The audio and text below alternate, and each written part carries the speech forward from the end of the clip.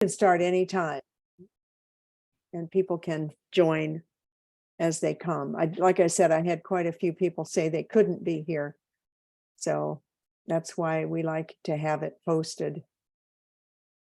And it'll be under your name, so when people Google you, it'll come up too. Excellent. All Yeah. right. So I'm really, really excited to be with you all today here. When Elaine asked me to do this talk, I kind of racked my brain to come up with kind of a cohesive idea around what I wanted to present. And I haven't presented this work really before.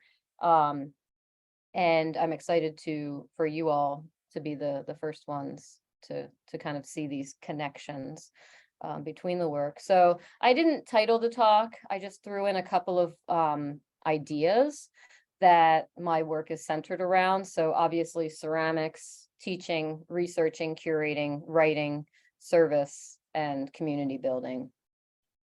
So just to give you a rough timeline of the last 9 years, and I'm in academia right now, so I'm, my academic calendar is really important to me, and I think the trajectory of these projects and the work. So I arrived at Western Carolina University as an assistant professor and ceramics area coordinator of the Randall and Susan Parrott Ward Ceramics Studio, which is an endowed studio here at Western. So I have discretionary funds that came with my position, which a lot of these projects are partially funded and supported by. In 2016, I curated the first contemporary clay, a survey of contemporary American ceramics at the WCU Fine Art Museum, which is the Bardo Art Center. And we had 24 artists in that exhibition, and we brought 10 visiting artists/scholars for an in-person symposium that was simultaneously webcast. We had 4 demos, 2 kind of at a time on stage, and I'll show you pictures of that. And then also a panel discussion, visiting artist talks, and then studio visits with students. In 2018, I did a project called Production Line at WCU, which is inspired by visiting artist Claire Toomey and her project Factory at the Tate Modern, which was a socially engaged public practice project that I will talk about. Her virtual visits to our class and her in-person visit. In 2020, we were supposed to mount the second iteration of Contemporary Clay, but due to the North Carolina State budget, we were having issues because they hadn't finalized the budget in a couple of years, and then COVID put everything off track. So in 2021, I received tenure and I'm associate professor. And with that, basically the next day, we went into COVID quarantine. So I'm going to talk about my personal ceramics investigation that happened through quarantine with Pride Pots and my research with Wholehearted Classrooms. Contemporary Clay finally opens in August of 21, and obviously I didn't put the number of people in that exhibition. I was supposed to edit that today, so sorry about that. I believe there are, let me take a look. I have the catalog right here.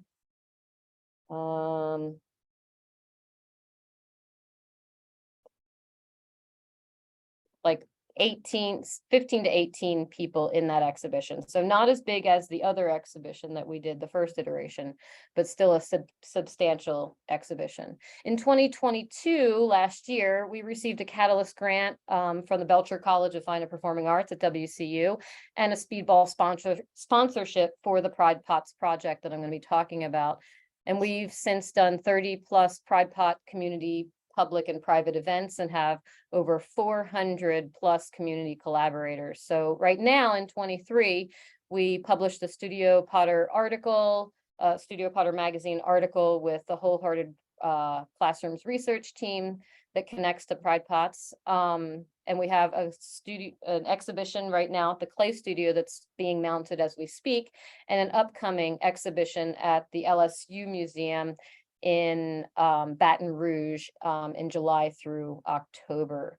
So to break those down, Western Carolina University is an amazing place to live and to work. It is home for me.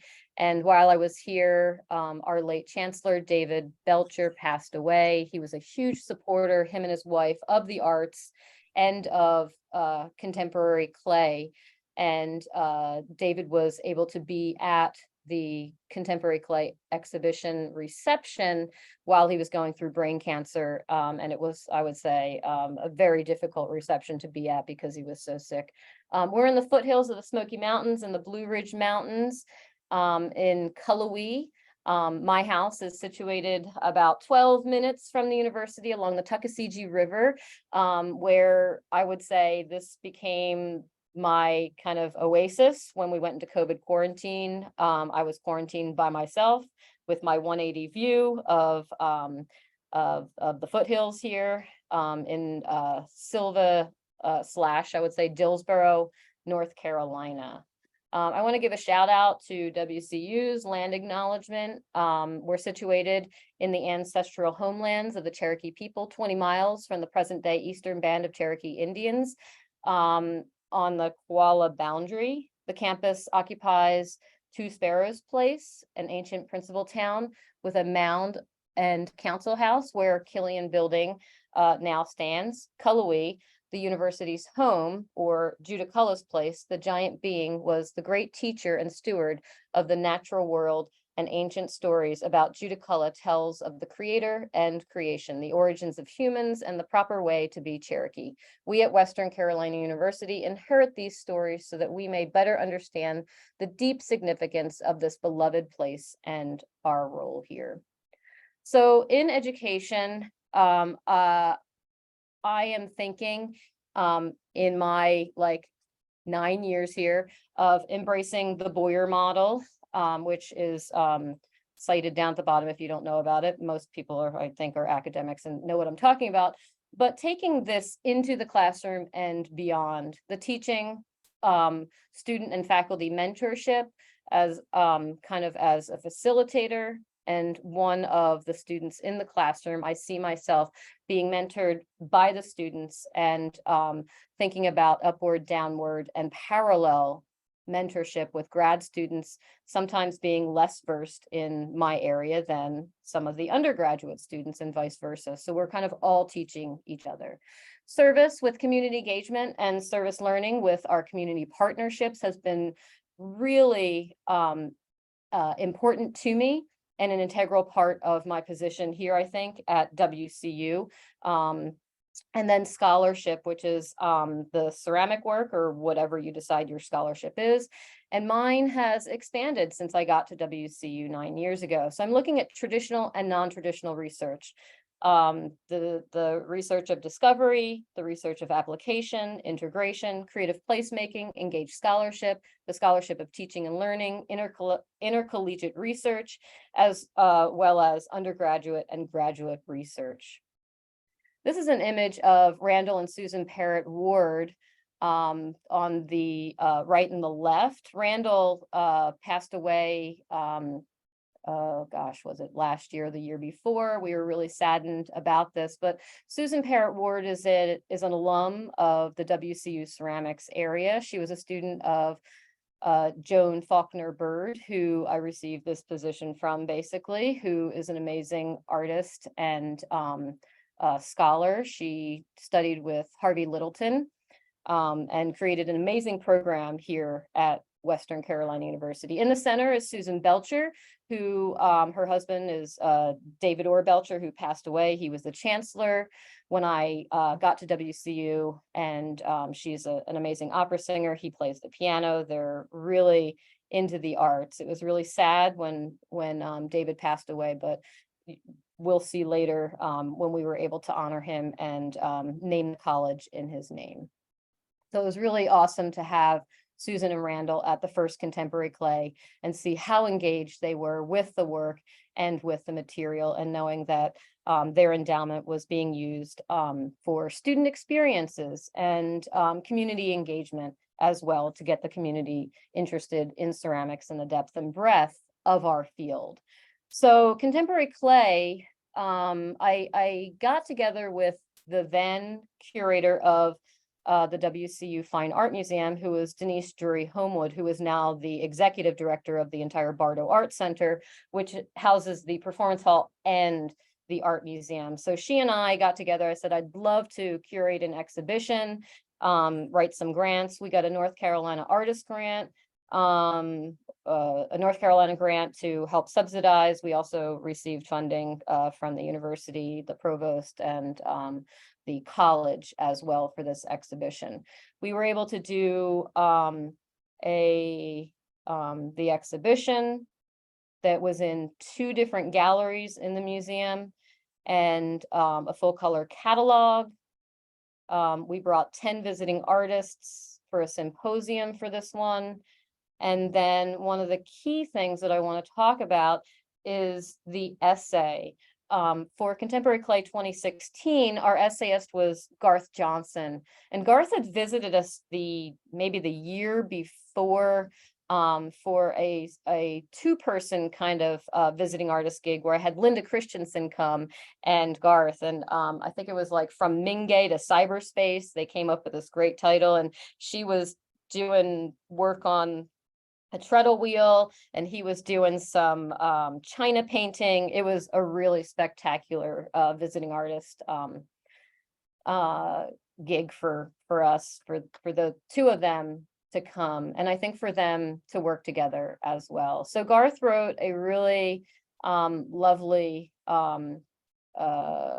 essay after kind of seeing the exhibition.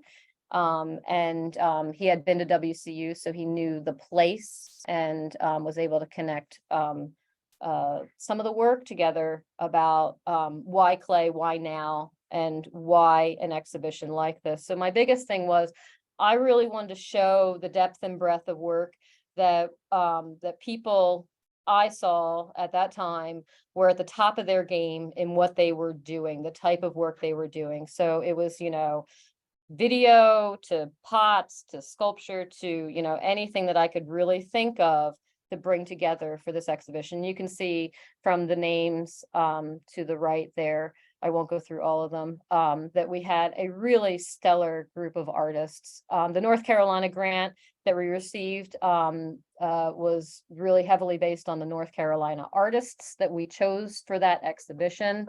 So we had Christina Cordova and Jeannie Merchant, and I'm trying to think who else. Thomas Schmidt was in North Carolina. So I was able to kind of show some standout work in North Carolina, along with the work from across the United States, basically.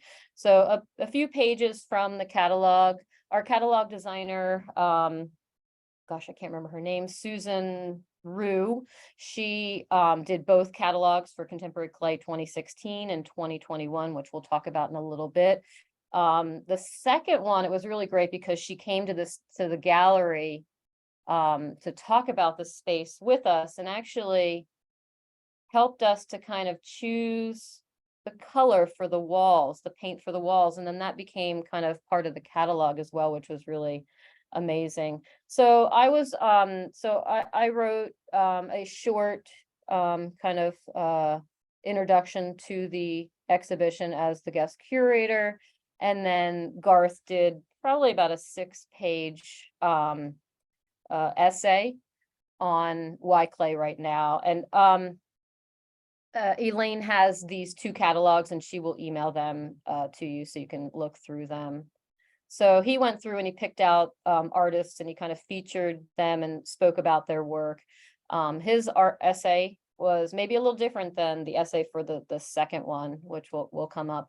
So one of the great things about Contemporary Clay was using a project that maybe I spearheaded, but the students were able to take part in all of the parts basically that were happening. So from students doing research about the artists, presenting in class about different artists, seeing the work firsthand, and then getting to present on stage the artists that were coming. So on the bottom left-hand corner is Laura Casas, and I featured her quite a bit in this talk. She had an article maybe the month before last in Ceramics Monthly.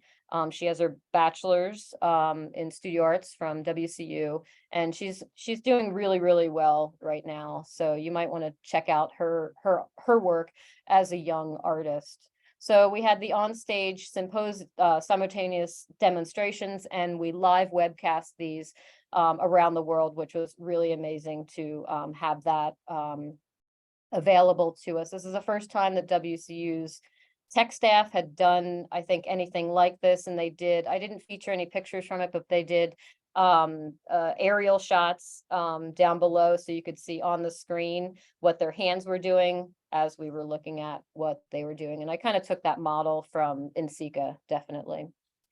So after that, I think it was 2018, I'll guesstimate on that.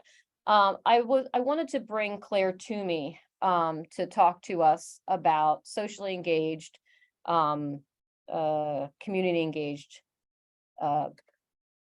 public practice work, basically work that she has done for many years.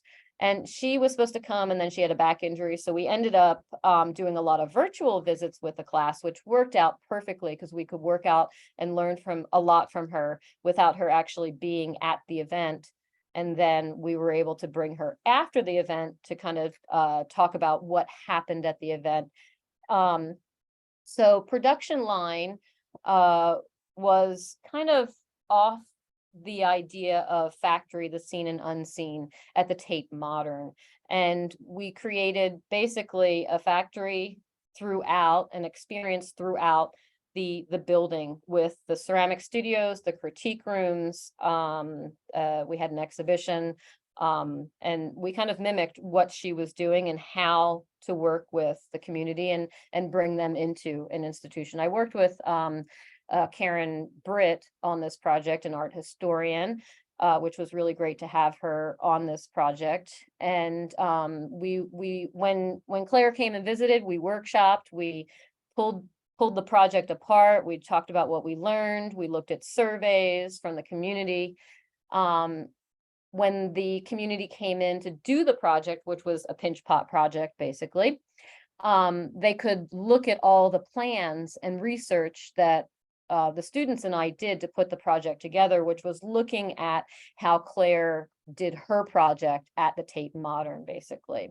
So that was all resources for the students to use. So we were using students in interior design to work with us to map out the critique spaces and how we were going to set things up and how the choreography of the event would go. And students were working on all different aspects, depending on what they said their strongest suits were, so that they could engage in a project that was kind of outside the classroom, engaging in real life kind of nonprofit work or socially engaged projects.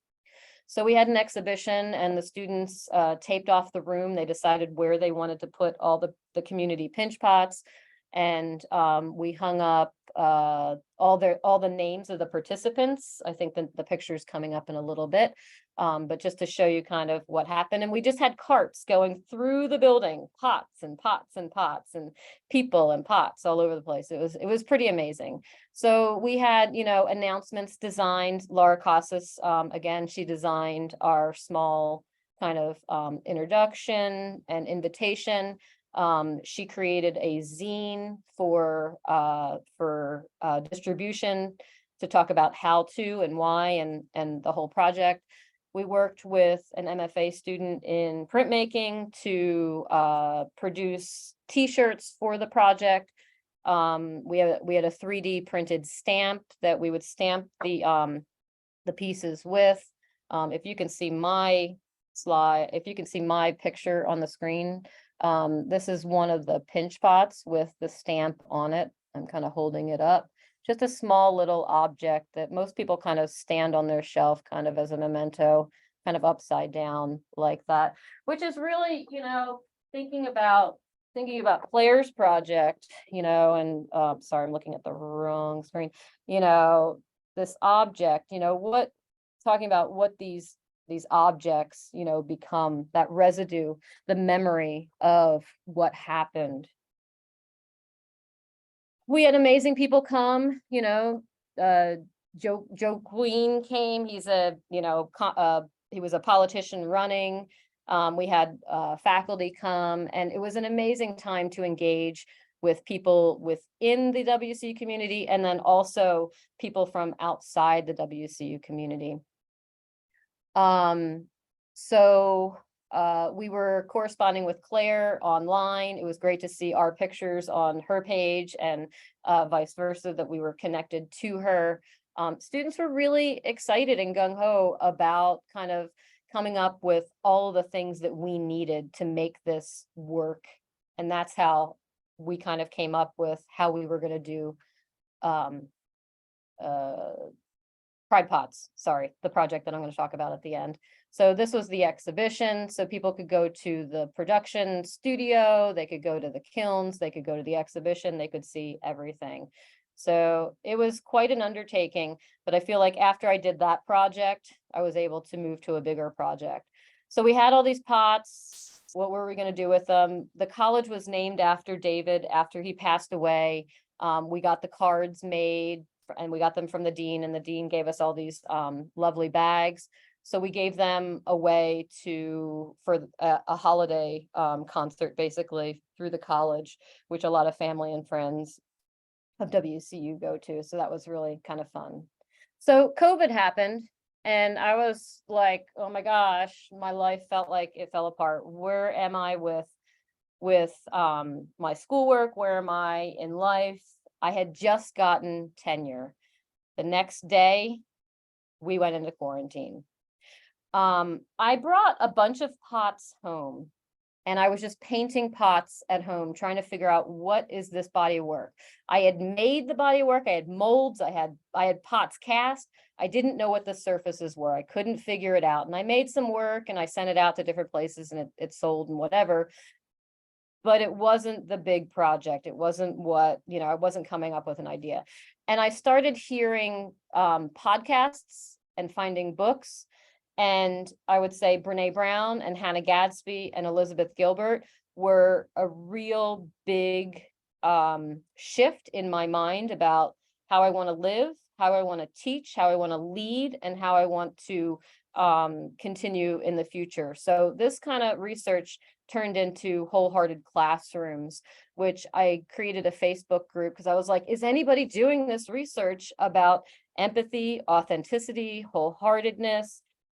Is anybody doing this? I don't hear anybody talking about this at all. So I created a page, and people started following it. And all of a sudden, Linda Ganstrom contacted me and said, hey, I'm interested in this. Will you do a faculty tea with us? And I said, oh my God, yes, I totally will, because I haven't had any conversations about this research at all. And I was heavily into it during COVID. It was like all I was doing to figure out who I am as a person, who I am as a teacher. And it really took off from there. So at home, these are the pots that I was painting at home in my living room, basically, or on my porch all together, all these pots. And I did this piece, United Together Resilient. I was using the pride flag. It was all through that research. And when I heard Brene Brown talk about teaching in your own authenticity or living in your own authenticity, and I realized that I've been hiding my true self basically in academia since the beginning. And I thought coming out would be really important. And there were a few reasons. One, I feel like I needed to do this for my students. This university hired me for the person that I am. And if I can't feel safe enough to be who I am and teach in my own authenticity, what am I doing here? And it just became something I needed to do, because I saw that the students in the studio, I would say half of my students are, non-binary, trans, gay, neurodivergent, all these others that I feel like hiding myself is not helping them or helping the cause. And that's where this body of work came from. Eventually, I said to myself, I'm having this conversation like I've had for the past 45 years with myself. This needs to be a community engaged projects so that I can start conversations in a safe way, create safe spaces for people to work on and learn about ceramics, but also build community and safe spaces. So one of the first pieces I did was this piece for the Clay Studio. They asked for a piece in remembrance of my time as a resident artist from 2006 to 2009. And I had the piece made, strangely, but I didn't have it painted, but it was inspired by Philadelphia because there's a flask in the middle. And when you flip it upside down, the flask looks like it has a Liberty Bell on it. And it's a really interesting piece.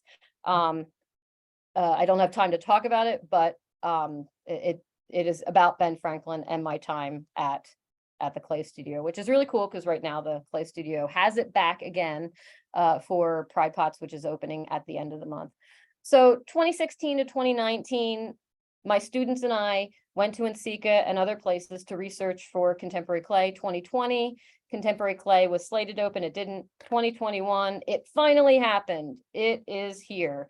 We started to take down our masks a little bit, but you can see Sun Ku delivering his piece. He still had a mask on. It was amazing for these pieces to arrive. And in the fall semester, to walk into the studio and to say to the students, I have a gift for you.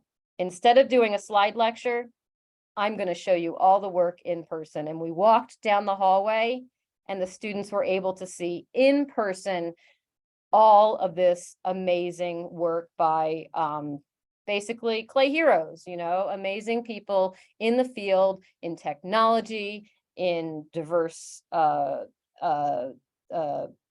socially engaged work, in video art, you name it, we had it in the show. So this is the catalog for 2021. I got to write another curatorial statement. We had Angelique come, who I know you know because she gave a talk a couple of months ago. Angelique did the what do you call it? The essay for the catalog. She was here. It was amazing to have her here to see the exhibition and then also tie the exhibition to the land, which is amazing. And when you read this essay, you will get a full picture of how she saw the work that the students and I, and basically the community here, the work that we chose and how she tied it to the land. It is phenomenal. And she was only here for about 2.5 days engaging with us. And her essay it brought us to tears. So before the reception, we had the catalogs and it was amazing because I was able to sit on the floor with the students. We read the essay surrounded by the pieces. And then we were able to go to the reception and enjoy what we had done. So these are just a few pages. All right, so a big difference, in the catalog, I really wanted to highlight who the people were, what they look like. I think people are important, the work is important, but who are the people and what are their stories is what I really wanted to show. So we had a think tank that one of the students and adjuncts ran. I wanted to give opportunities to other people so that I don't have to run everything, because it's all a learning process, basically. We had 2 panel discussions because we couldn't do an in-person symposium, which broke my heart, but we had amazing speakers and a wonderful time, I think, learning about each of the speakers. So with the ceramics and well-being in the wholehearted classroom and the intercollegiate research team, I got to quickly go through this. I started working with Linda Ganstrom, and then I started working with some of her colleagues. And then also we brought in Jamie Bates Sloan, who was a visiting artist at Fort Hayes at the time that this kind of was all coming about. So we, during COVID quarantine, I think met every other week for hours. We would discuss different aspects of our work. We're a huge support system. And we created a podcast series. Students were doing interdisciplinary research presentations. We wrote the January issue of Studio Potter. We had the free article you can check out that talks about Pride Pots, but also the intercollegiate research. And now I have about 30 seconds to talk about Pride Pots. So Pride Pots is a project that I'm working on at WCU that started with my work, but then it became a socially engaged project. We've had 3 interns from the high schools surrounding us, and about 2 faculty and about 5 students here right now that are working on the project. Proceeds of the sales of the community pots will go into a savings fund that we probably have over $5,000 in from the last year of different fundraising things that we've done aside from Pride Pots, to help create an endowed scholarship for an MFA studio arts graduate student coming in who's interested in ceramics, community engagement, and are underrepresented in the field, basically. So we received a Catalyst grant from the college. We received sponsorship from Speedball, and then we started to do community events. We have done over 30 different community events. The events that we're sending to the Clay Studio are Blue Ridge Pride Asheville. We did about 100 pots there. Silva Pride, which we did about 100 pots there. And then we started a Pride in Hartford, Tennessee, just over the border where one of the students lives. And that's amazing because of all the stuff that's happening right now. And when people heard where we did a Pride, actually on the side of the highway, which is kind of crazy, they were like, oh my God, and you didn't get shot at? And I was like, well, we didn't publicize it loud, I don't think, and it was the first one.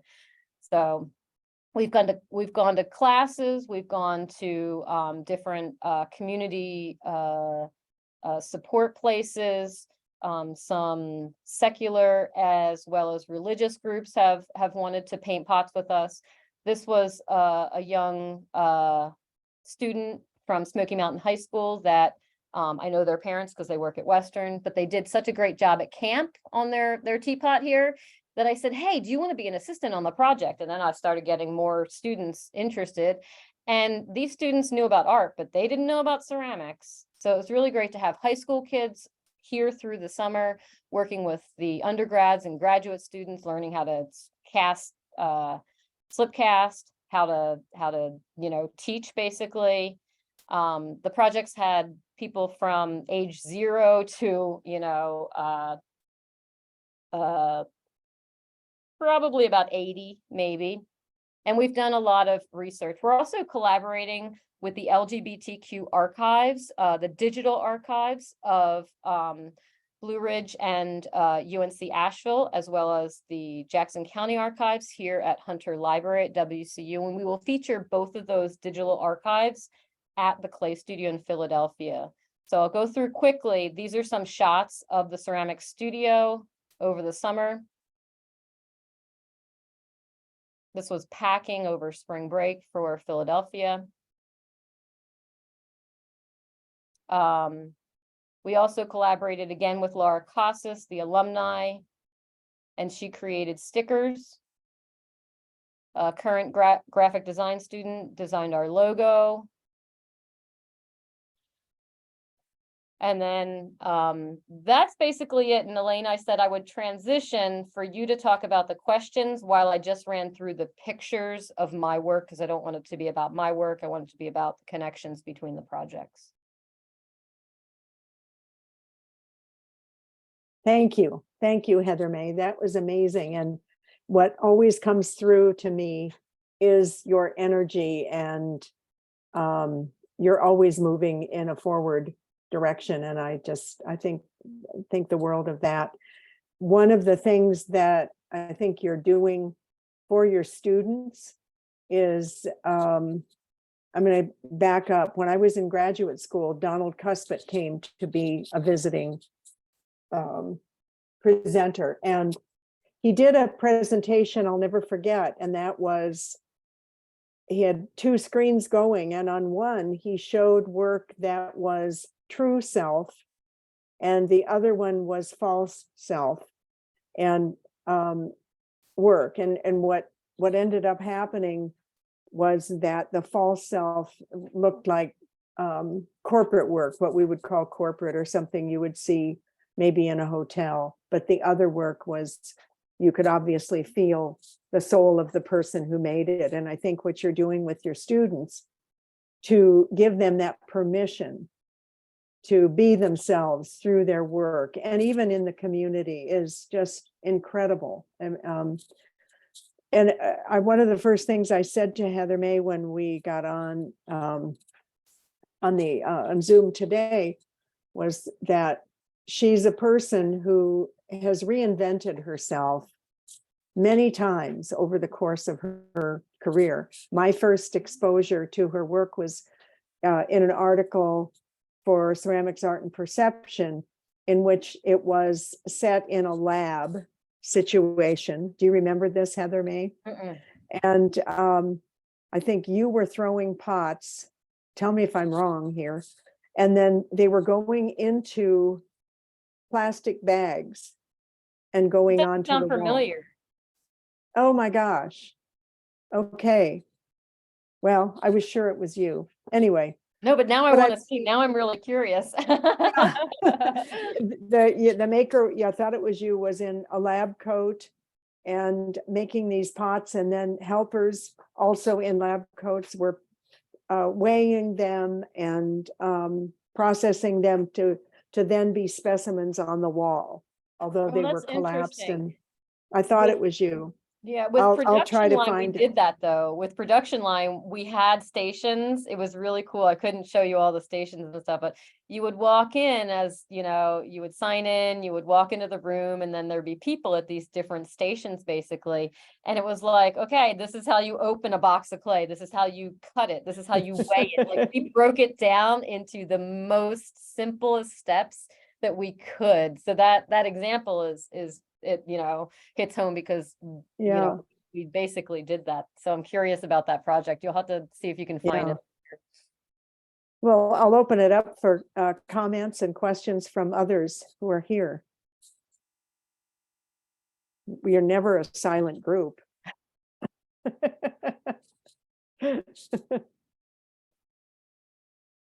How many of you know Heather Mae from NCECA or IAC? That's great. Yeah. Comment, and I think I can get this one right, that I met her when she was in graduate school at Alfred, which would have been about 2011, maybe. All right. So, all right. So She was making dinner sets, including one for your sister and brother-in-law, which I thought were just fabulous, but maybe you could tell us about those. okay, well, so I wasn't in grad school at Alfred, actually. I went to Cranbrook for grad school with Tony Hepburn in 2002 to 2004, and then went to Finland on a Fulbright from 2004 to 5. After that, I went to Philadelphia and taught again. And that's when I was at the Clay Studio. And then I was at Alfred as the teaching fellow. I was the Robert Turner teaching fellow in ceramics at Alfred from 29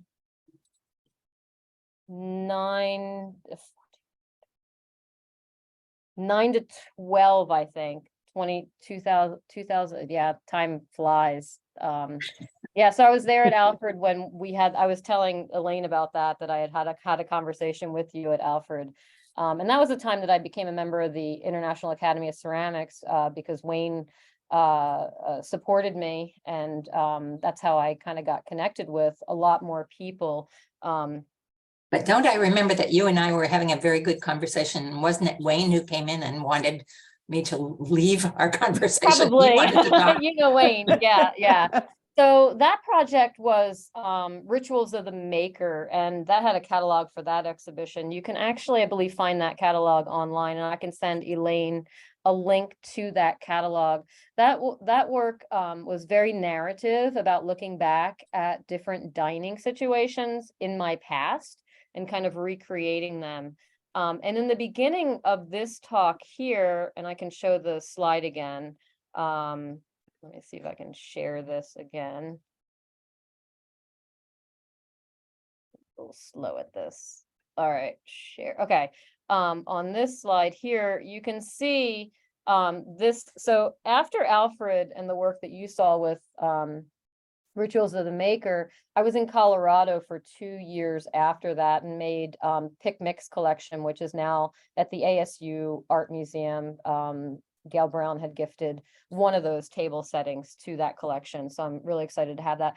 But down at the bottom, when I arrived at WCU, I really wanted to learn about the people that are in the South. And that piece, American Values, I gifted that this past year to the WCU Fine Art Museum's collection, because it was the first piece I made when moving to the South. And it's really about, coming together to dine and have conversations at the dining room table with all of the people. And all of those people are left wing, right wing, and then, the people who are like, I don't care, Superman's my person. It could be, so you look at that piece and it's hard to look at because, stars and bars and the flag and all that kind of stuff.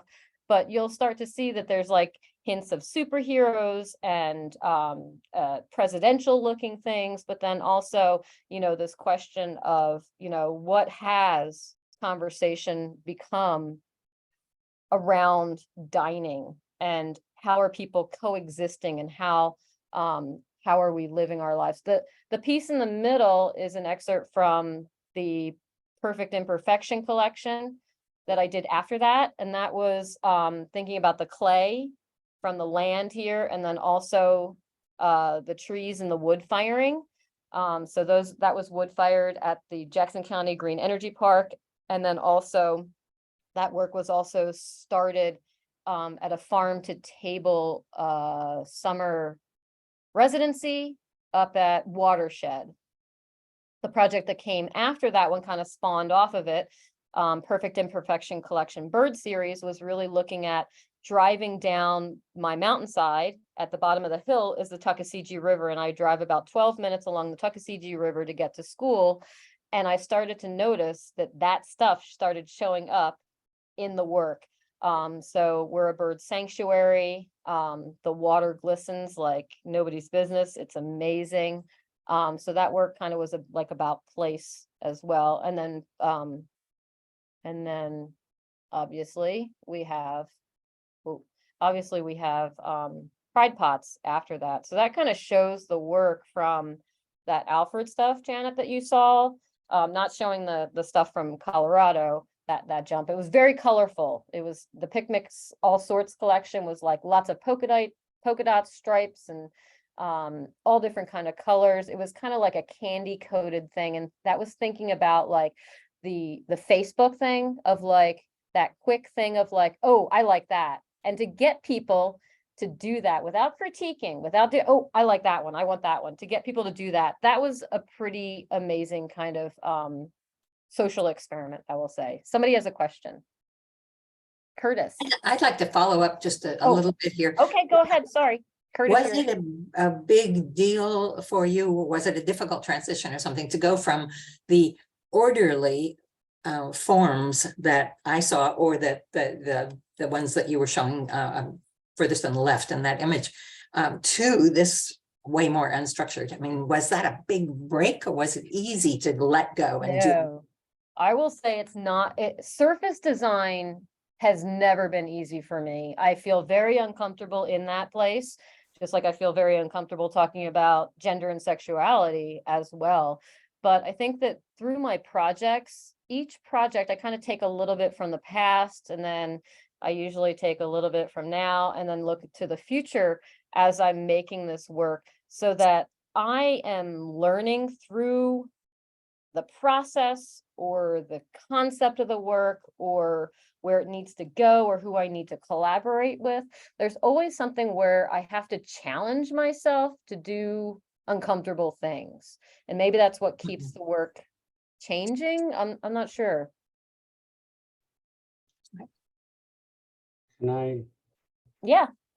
So, I mean, first I have to say that, I mean, the social interaction and engagement that you accomplish is nothing short of miraculous. I don't really understand how you're doing it, but I can see the results of it.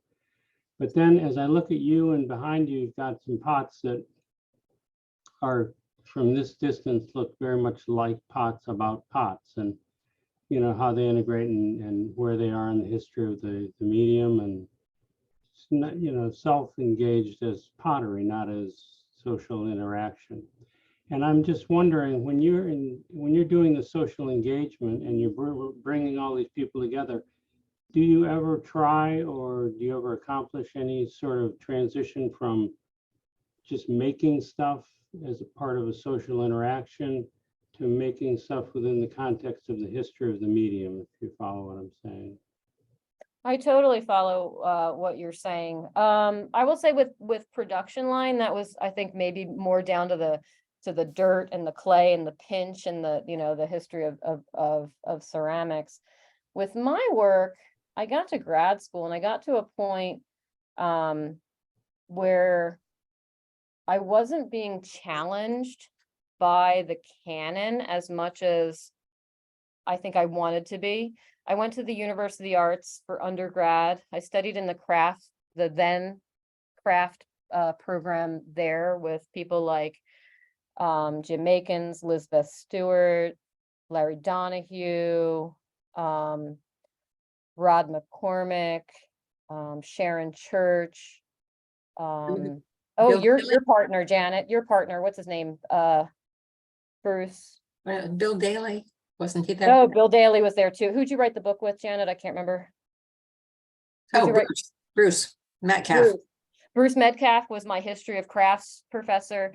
My background is heavily rooted in tradition of Eastern and Western pottery, I would say. I went to grad school with Tony Hepburn. During grad school was, I think, a pivotal moment in kind of my career in thinking about how I thought about pots and function, utility, narrative, sculpture, function, all of these kinds of ideas.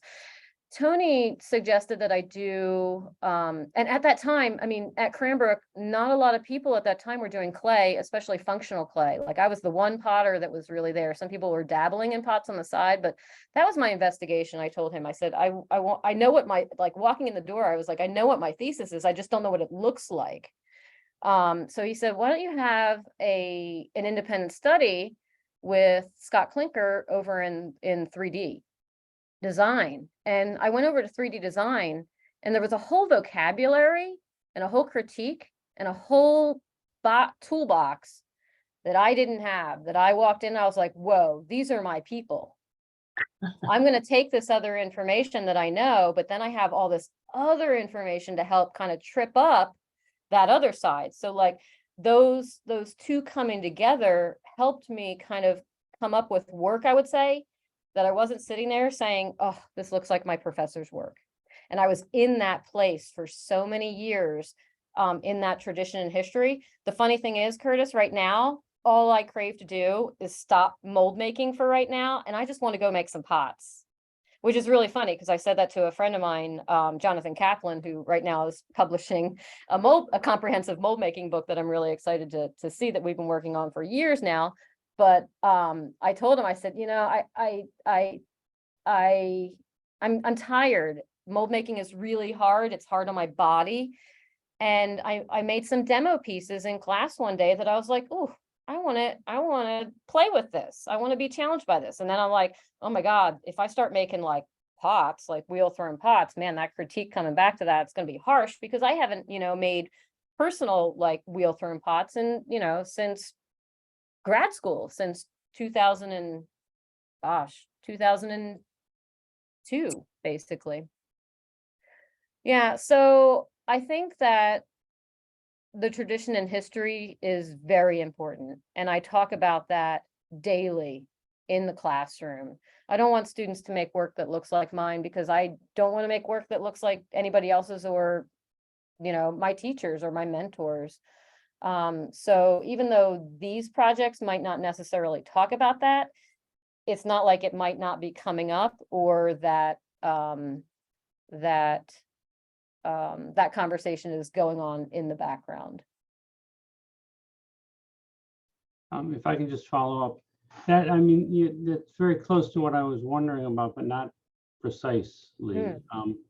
So in just wandering the world, I see a lot of community art centers that are doing a lot of pottery, a lot of kind of come in and have a date and drink a glass of wine and make pottery. I see a lot of engagement, but it doesn't seem like they transition from the initial engagement into the qualitative evaluation. And I'm just wondering how you tiptoe from engagement to qualitative evaluation. Because, you know, I think the qualitative evaluation can be misperceived as being off-putting or setting up boundaries and barriers to self-expression. But I mean, we do have a long history of ceramics that we probably should be aware of and thinking about, and where we are in that tradition. So again, to me, it's a question. I mean, once you get your group of 20, 30 people together, how do you transition them, or do you transition them ever into thinking about the quality of work that they're making as opposed to just the activity of making? I think that we talk about the pot, the actual object, as a residue, as a memory holder, a safe container that holds that information that pots are so good at doing. So I don't know in all instances if we are able to do that because of the types of events that we are at, but a lot of conversations do kind of happen around the idea of pots that speak and the storytelling that happens through this object. Like the object becomes a memory of the kind of event that we had. So that doesn't really answer your question. I'm trying to give more background on what it's kind of like if we're at a Pride festival and we have, you know, people coming up at different times to paint pots. We're lucky if we can tell them kind of the full gist of what the project is and the scope of the project that they are taking part in. But their excitement to want to take part in a project that they don't have to pay for, that they don't have to follow up with, and that they can really just enjoy being immersed in this creative activity that includes mindfulness, belonging, and all these other things. It's kind of a side door entrance into maybe an artistic practice, or seeing that that you can be an artist without having any artistic skills. But as maybe if we created a zine for this project, that is where maybe some information could go in. If if collaborators and participants were interested in more information. I like talking about this because when I hear different points of view, it starts to kind of chime in my head. Ooh, maybe we're missing a component that could be really poignant with this project. So I thank you for that challenge, Curtis. Judy? Story of how people are coming into this and not having to, not having any background, and it could turn them onto things. I wonder if you know the story of how Bernard Leach got turned on to pottery. He was at just an event in Japan with a bunch of young men, and they were brought pots to decorate, and he was a printmaker at that time.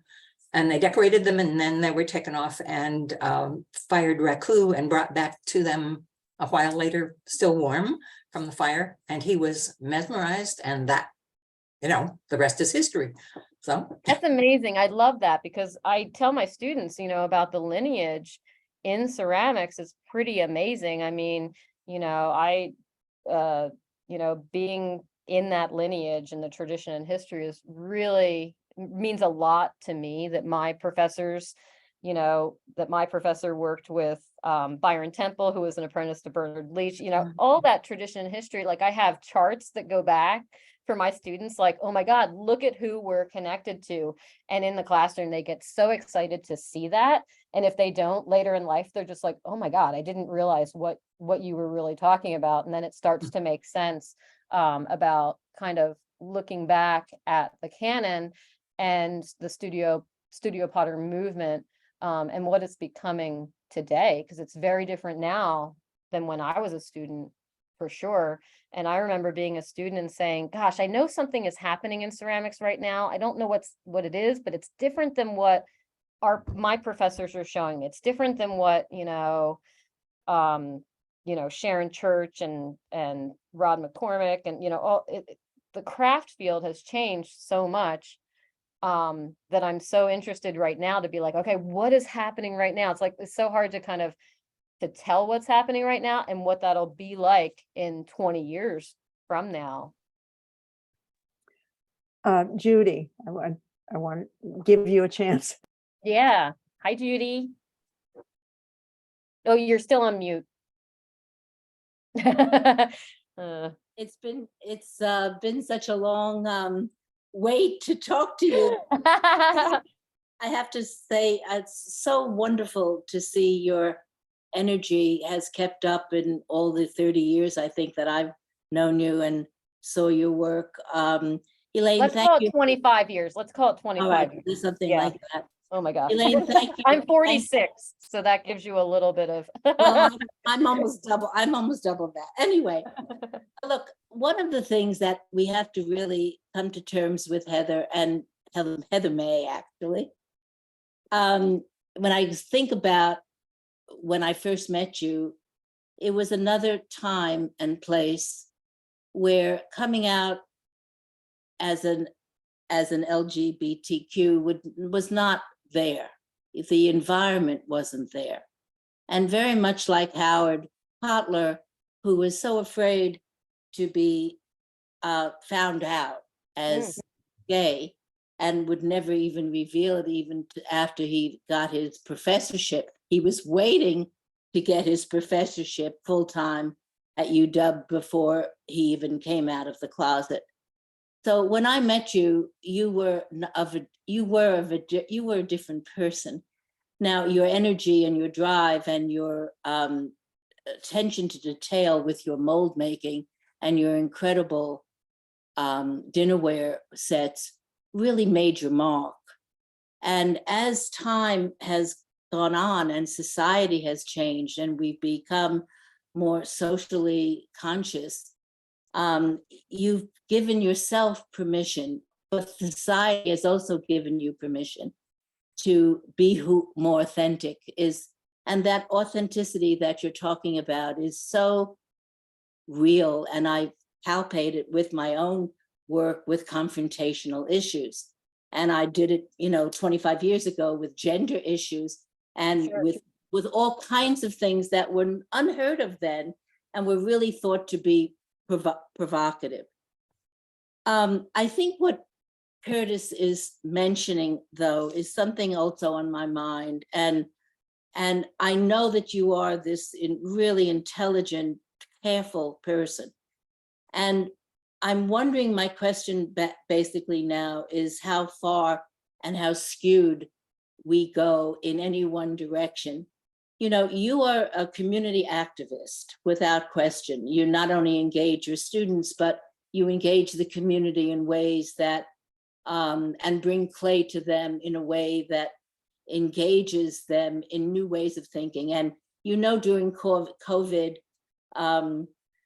clay was picked up like no other material. All of a sudden, everyone in the world is working in clay. Why? It's just so plentiful, it's cheap, all the reasons why we love it.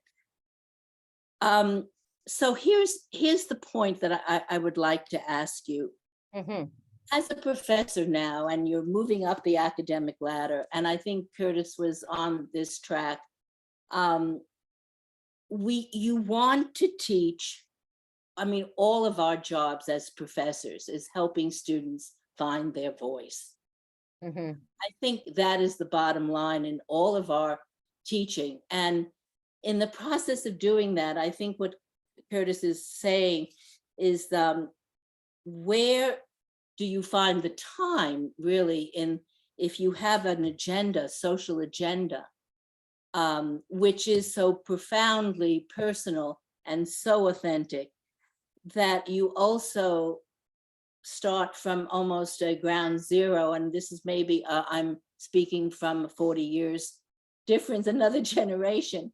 But, at Ohio State, we had 7 full-time professors in clay, you know, that taught glaze chemistry and glaze history and aesthetics and all the trainings that you had in Philadelphia and beyond. But what I'm saying is that if you don't start from the magic of clay and clay's history, and not necessarily just the finding one's voice, you don't, how do you then keep up the historical and precedence of 10,000 years history? I know it's a heavy burden, but the fact is that you want to expose students to the full range of what clay can do for them to find their voice in the process of discovering what clay can do, in whether it's firing. Some people end up just wanting to build kilns for the rest of their lives, or they make glaze, luster glazes for the rest of their lives. And they get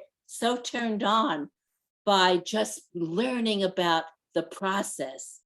So you can't do it all. And I don't expect Well, I will say, definitely it happens in the classroom. They learn about the tradition and history in the classroom. And we've had ceramic history classes actually. And since I've been here, I actually had a PhD candidate give classes, which was amazing to be able to be at a school like this and have a ceramics history class.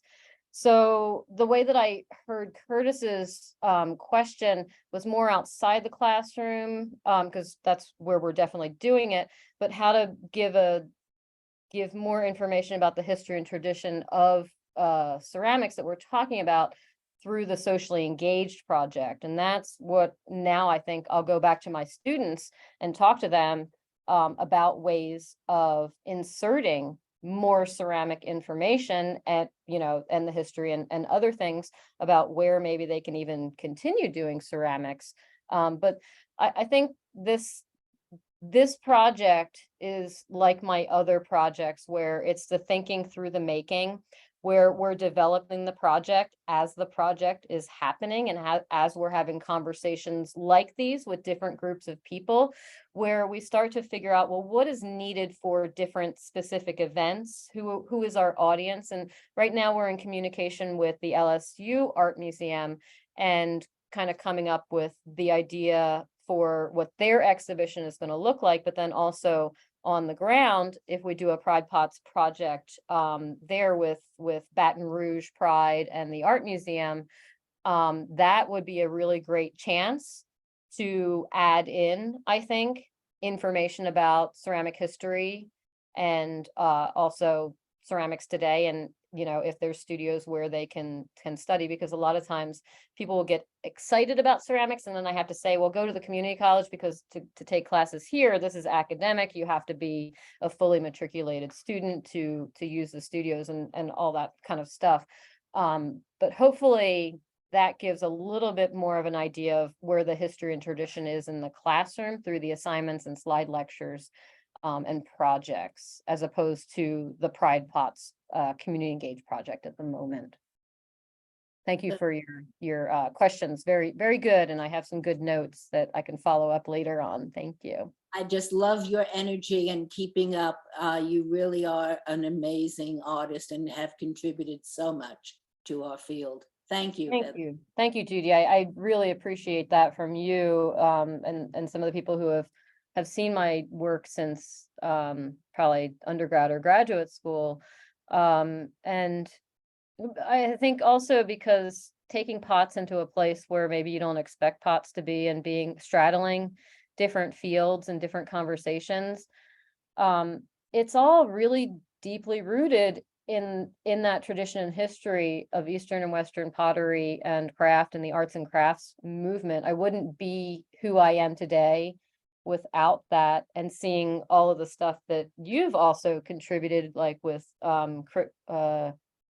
what is it, critical ceramic, your book Critical Ceramics, Confrontational ceramics. confrontational ceramic, thank you, confrontational ceramics, and with your work with Howard Kotler was very influential for me, coming from Philadelphia, where you think it's going to be gay friendly, and and then you learn that some of your professors might not be as gay friendly, and growing up always hearing from professors, keep that keep that to yourself. You want to make sure you can get a job. And Right. still, I feel like I'm being brave, but I'm really scared because, I mean, just yesterday, an email came out about a new bill in North Carolina that does not look good for LGBTQ plus employees of North Carolina. And the fact that, trans rights are under fire in Tennessee, and we just did the first Hartford, Tennessee Pride in a small rural community.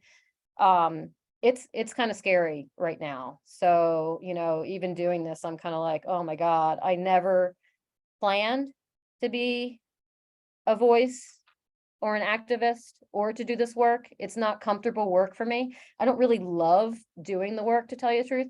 What I love is seeing my students excel through this work, to tell you the truth, and I might cry because it's been hard work for me.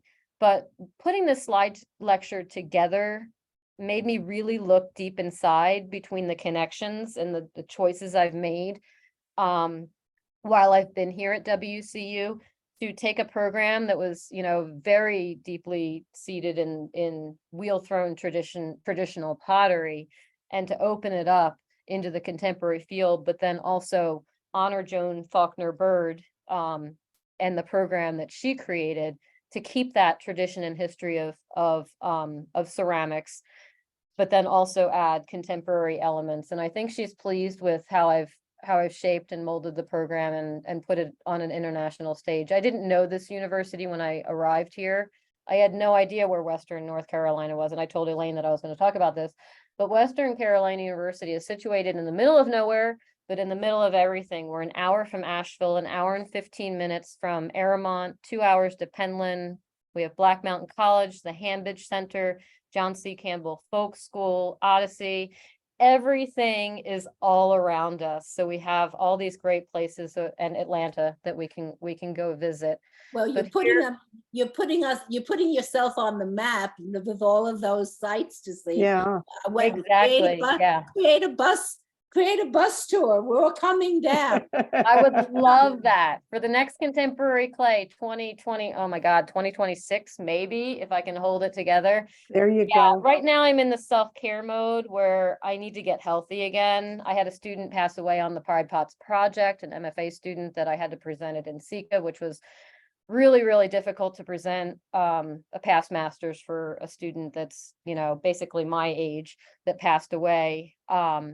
But I really love this place and I'm dedicated to this place. And I just hope that North Carolina and the system and all the stuff that is going on, that they understand that I want to create spaces for diverse voices. And that means everybody. I don't want to create a project that is going to ruffle feathers or make people uncomfortable. If I do a project in class, I usually say, if this project is not within your values, you can just paint pots. That's fine. It's no skin off my back. You can totally do that. And people have been very accepting of the project. And we haven't yet, knock on wood, had any negative feedback. We're up for 2 awards within the university, 2 different service awards. So we're really excited about that. And just to see the students blooming in undergraduate and graduate research through their own offshoot projects of Pride Pots, that's why I do this, for those students. Yeah. We're over time, but we have a couple other comments if people want to hang in there for a minute. Keith had a comment he wanted to make, unless you just want me to read it, Keith. Read it. He said, in response to the discussion, perhaps at the end of people's participation in the experience, see if some of your helpers can engage the folks with provocative, open-ended questions. How did the act of painting affect your mindset as you painted? Were there things about this experience that would make you actively seek it out again? Are there aspects about you that are revealed only when you create like this? We all hope that it is an experience beyond something like just getting an ice cream cone. Pleasurable, but we quickly move on. Those are excellent. Yeah. Yeah, Those yeah. are. And Kurt said, hopefully your participants' clay making can be a safe respite from the ugly politics we live in. Oh, that's lovely. Thank you, Um, Curtis. That's, Yeah, these questions and comments, really, I took screenshots so I can go back and look at them further. I'm just excited that I have a project that I don't know when the end will be. I don't know what it'll look like. But I think it's a project that could go on, even if I'm not making Pride pots myself, that my students can continue this project in their own interests. I have a new MFA candidate who I met not just this past year, but the year before, with a student who passed away, actually, from Youngstown, Ohio, or Gettysburg, is it? Where's Gwendolyn at? Is that, I don't know. I can't remember. I don't know. And they're, non-binary student, and they know about Pride Pots, but they're also really just excited about the location and the WCU MFA Studio Arts program. So they're Yeah. coming in as a student did last semester, a trans student, and basically they become my assistant, and I'm like, yeah, do you want to clean the studio or do you want to work on Pride Pots? And they're just like, oh my God, I totally want to work on Pride Pots. Oh, that's Have a great. project going on that is like instant belonging. These students are thriving like nobody's business. And I think that I'm trying to rethink how I use the endowment money, how I use my assistant's time, and the most important things. And then also each individual student's personal skills I'm looking at. So I asked them, what are you good at? So I have a trans student right now who I featured. There's a picture of Daniel in the Studio Potter magazine. I said, what are you really good at? And they're like, I am really good at data entry. I was like, oh my God, there you go. You are going to do all the data entry for all the Pride Pots and work with the galleries basically on getting them that information. And that's huge, to be able to put different parts of the project on different assistants, depending on their level. I had a high school student run the 100-person Silva Pride event, a high school senior. I said, okay, you're in charge of this event. Make sure everybody signs in. This is how, they knew how it was set up. And they were basically guiding undergrads, grads, and faculty, and they were a high school student. The power that great. gives that high school student is tremendous. And the Mhm. fact that I'm able to just hand things over and say, okay, it's all paid for, you have all the supplies, can you do it? And then me not even have to show up at the end, so that the students feel like, wow, I really know what I'm doing. I feel like I have the tools to be able to do this. And they are now becoming amazing facilitators in their own rights. I That's just feel like a great. lot of times we're teaching students to be teachers, and we don't think about the other things that students can become, which is, socially engaged, advocates, art therapists or recreation therapists. I have students from different fields that are interested in doing this work, entrepreneurship and business, nonprofit work as well. So I'm really trying to think of the whole gamut of the student body in this regional comprehensive Mhm. institution that I'm dealing with. Mhm. Basically. Yeah, we've really gone quite a bit over here, but All right. it's okay. It's been worth it. And I think you're not just thinking about what they will become, but you're helping them think about who they are, and that coming through in their work. And I think that's so important. You're a And also force of giving the nature. tools. And giving them Yes. tools, the tools And that the I feel like we permission. weren't given when we were students, the tools, Yeah. of resilience, of Mhm. self-care, about how to take criticism. That's all under the wholehearted classroom stuff, having Yeah. empathy. I didn't have a lot of faculty that have empathy. I mean, I wouldn't, challenge them to find that empathy either, as students challenge now. Mhm. But I feel like the toolbox that they need is different, or the toolbox we need to give them is different than the toolbox I needed when I was a student. Yeah. Yeah. And the permission is so important. Mm. That's paramount. Yeah. Thank But you all. I'll send out the chat because there are some good comments in there, and Billy had to leave, but she wanted to weigh in as well. So Heather, May, I just want to thank you so much for being here. I It was great. appreciate being able to share this work. It's, like I said, the first time I've been Yeah. able to share it. And it was a safe space with a lot of familiar faces, and I really appreciate all of you so much. Thank you. That's great. Thank you very much. Thanks, everyone.